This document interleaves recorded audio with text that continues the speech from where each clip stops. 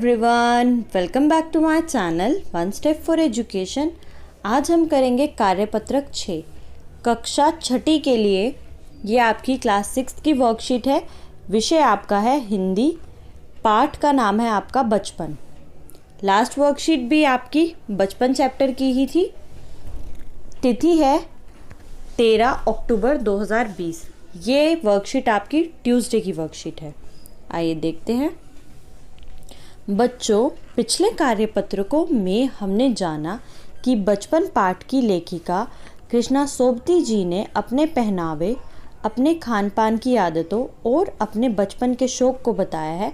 अब आगे हमने लास्ट वर्कशीट में कार्यपत्रक में पढ़ा था कृष्णा सोबती जी जो इस पाठ की लेखिका है, उन्होंने क्या बताया था चैप्टर में, अपने पहनावे, वो किस तरीके के कपड़े पहनती है, उन्हें क्या खाना पसंद था और उनकी आदतें और उनके बचपन के शौक। अब आगे बढ़ते हैं। सर्वर्स कैंडल पॉइंट के ठीक सामने उन दिनों एक दुकान हुआ करती थी जिसके शोरूम में शिमला कालका ट्रेन का मॉडल बना हुआ था। इसकी पटरियाँ, उस पर खड़ी छोटे छोटे डिब्बों वाली ट्रेन, एक और लालटेन की छत वाला स्टेशन और सामने सिग्नल देता खंबा, थोड़ी थोड़ी दूर पर बनी सुरंगें। ये कृष्णा सोबती जी बताती हैं कि सर्वर्स कैंडल पॉइंट एक जगह है, उसके ठीक सामने उन दिनों एक दुकान हुआ करती थी जिसके शोरूम में शिमला कालका ट्रेन का मॉडल बना हुआ था। वहाँ एक ट्रेन का मॉडल था।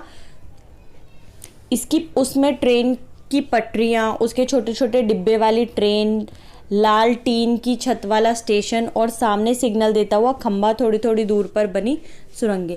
वहाँ इस तरीके का एक ट्रेन का मॉडल था। दूर पर पिछली सर्दी में तेज रफ्तार वाली गाड़ी वहीं थी। कभी कभी हवाई जहाज़ भी देखने को मिलते। दिल्ली में जब भी उनकी आवाज़ आती, बच्चे उन्हें देखने बाहर दौड़ते। ये आपने भी देखा होगा, कभी हमें हवाई जहाज़ की आवाज़ आती है तो कितने बच्चे उन्हें देखने के लिए बाहर दौड़ते हैं। गलियों में बच्चे उन्हें देखने बाहर दौड़ते। दिखता एक भारी भरकम पक्षी उड़ा जा रहा है। बच्चे क्या सोचते थे हवाई जहाज़ को कि एक भारी पक्षी उड़ा जा रहा है पंख फैलाकर। यह देखो, और वह गायब हो गया। उसकी स्पीड ही इतनी तेज लगती। हाँ, गाड़ी के मॉडल वाली दुकान के साथ एक और ऐसी दुकान थी जो मुझे कभी नहीं भूलती। गाड़ी के मॉडल के साथ एक और दुकान थी जिसको ये कृष्णा सोबती जी जो लेखिका है वो कभी नहीं भूलती। यह वह दुकान थी जहाँ मेरा पहला चश्मा बना था। उस दुकान में क्या हुआ था, इनका पहला चश्मा बना था। वहाँ आँखों के डॉक्टर अंग्रेज थे। शुरू में चश्मा लगाना बड़ा अटपटा लगा। छोटे बड़े मेरे चेहरे की ओर देखते और कहते आँखों में कुछ तकलीफ़ है। जब ये चश्मा लगाती थी तो लोग इनकी तरफ देखते थे और इनसे पूछते थे क्या आपकी आँखों में कोई तकलीफ़ है। इस उम्र में ऐनक, दूध पिया करो। सब इन्हें एडवाइस करते थे कि दूध पिया करो। मैं डॉक्टर साहिब को कहा दोहरा देती, कुछ देर पहनोगी तो ऐनक उतर जाएगी। ये डॉक्टर को बताती थी, जो भी लोग इन्हें कहते थे तो डॉक्टर इन्हें कहते थे कि कुछ देर पहनो, ऐनक उतर जाएगी। मतलब अगर आप थोड़े दिन तक चश्मा पहनोगे तो वो उतर जाएगा। ये था आपका आज का पैराग्राफ बचपन चैप्टर से। अब इसके अकॉर्डिंग इस पैरा से आपसे कुछ क्वेश्चन आंसर्स पूछे हैं, आपको उनके आंसर्स करने हैं। आइए देखते हैं। लेखिका के बचपन में हवाई जहाज और शोरूम में शिमला कालका ट्रेन की मॉडल ही आश्चर्यजनक आधुनिक चीज़ें थी। आज क्या क्या आश्चर्यजनक आधुनिक चीज़ें तुम्हें आकर्षित करती हैं, उनके नाम लिखे।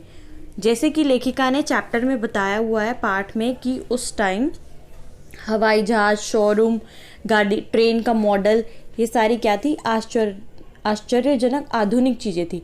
तो आज के ज़माने में आपको कौन सी ऐसी आश्चर्यजनक आधुनिक चीज़ें लगती हैं, आपको उनका नाम लिखना है। ये देखते हैं आंसर। उत्तर 1, आज की आश्चर्यजनक आधुनिक चीज़ें हैं computer, television, internet, mobile, robot, metro train, motor car, bike आदि। इनके प्रति हम आज ज़्यादा आकर्षित होते हैं। ये था आपका उत्तर 1। आज कल तो बहुत सारी आधुनिक चीज़ें हैं, जैसे कि मोबाइल में ही वीडियो कॉलिंग हो जाती है। आप अपने सराउंडिंग में देख के उसके अकॉर्डिंग आंसर्स कर सकते हैं। क्वेश्चन नंबर 2 है आपका, लेखिका को चश्मा क्यों लगाना पड़ा? आइए देखते हैं इसका आंसर। उत्तर 2, लेखिका को रात में टेबल लैंप के सामने बैठकर पढ़ने के कारण उनकी नज़र कमज़ोर हो गई थी, इस वजह से उन्हें चश्मा लगाना पड़ा।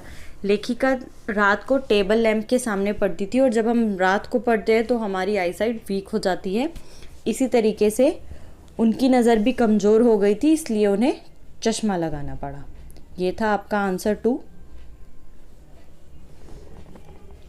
प्रश्न 3 है, अपने परिवार में किसी बड़े सदस्य जैसे माँ, पिताजी, दादा, दादी आदि से उनके बचपन की बातों को सुनिए कि बचपन में वे क्या क्या करते थे और उनकी ऐसी रोचक घटना को लिखिए।